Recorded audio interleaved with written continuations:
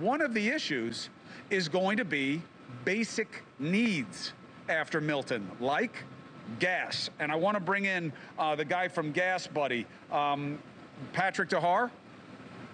We got him up. Is he ready? Yeah, you got me. Haan? Patrick Haan? Good.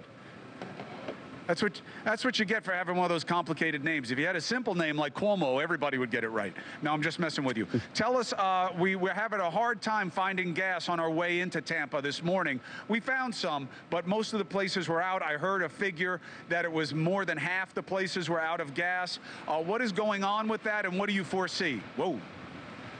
Yeah, Chris, at least for now, we're at a point where 24.6% of stations in Florida, so almost a quarter of gas stations in Florida don't have gasoline. Now, in your neck of the woods there in Tampa, it's actually closer to 2/3. About 63% of stations don't have gasoline right now.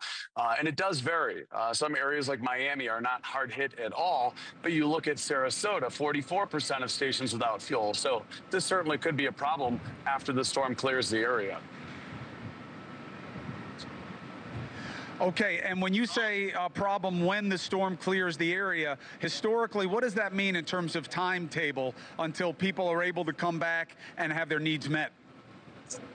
Well, it could take anywhere from 5 days to as long as 2 or 3 weeks. Now, a lot of it's going to be contingent on the Port of Tampa and Port Manatee. Potentially, there could be damage, and the Coast Guard is going to have to do assessments to see if those ports can accept shipments from barges from Texas and Louisiana refineries that are going to be sending gasoline in there. So this is not just going to be necessarily an easy reopening. It's not like these outages are going to just magically solve themselves. There are still a lot of complications from this storm, and it really is contingent on the level of damage that you see in Tampa. Keep in mind that much of Western Florida's gasoline comes through Port Tampa, and so this is going to affect really the entire west side of the state. Patrick, let me ask you something while I have you, Mr. Haan, but I want you, brother, to shoot over my left shoulder. We're getting hit with some much more intense wind surges here, so I want to just show people how the situation is changing in real time. Patrick, one of the, I believe, lines of misinformation is, yeah, there's no gas because we're not drilling enough. You are an industry analyst. You understand the world market effects. What is the reality about why you have supply shortages, why gas prices haven't come down the way we wanted? What is the dynamic at play here? Well, it's a lot about economics, supply and demand. And in the last couple of years, we've gone from a pandemic that shut down the U.S. economy and saw gasoline demand plummet overnight to a massive surge in demand that happened as Russia was attacking Ukraine. And so that caused the price of oil to skyrocket. Now, a couple of years into this, we've seen a little bit of normalization happening. The U.S. is still producing record levels of crude oil. That has increased after the pandemic, which saw a massive drop in oil production. But there's a lot of political misinformation, like you've said.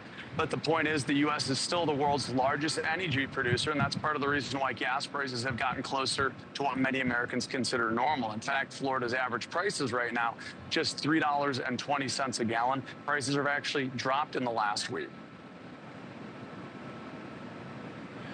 All right, Patrick DeHaan, thank you very much. I appreciate you. Sorry I screwed up your name. You got to forgive me because I'm in storm mode, so I'm not hearing what's coming through the control room as well as I need to. But I appreciate you giving people the information that they need, and they can check you out on social media. GasBuddy will take you to this fine young man. Thank you very much for being with us. Hey, thanks for watching. Go to joinnn.com to find NewsNation on your screen. And don't forget, click the red subscribe button below to get more of NewsNation's fact-driven, unbiased coverage.